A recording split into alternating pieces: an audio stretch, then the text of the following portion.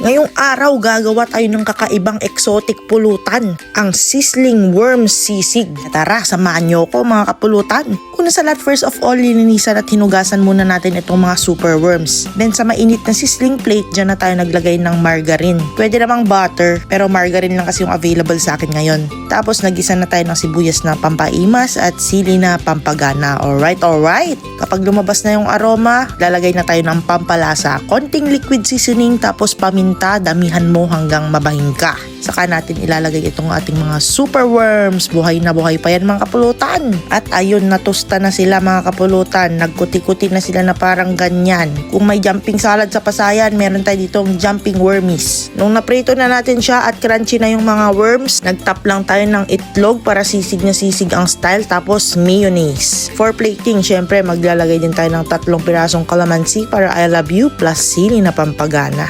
O ayan, hindi nakilawin yung ginawa ko mga kapulutan. Linuto ko na tong mga worms natin. Ewan ko na lang talaga kung may masasabi pa kayo dito.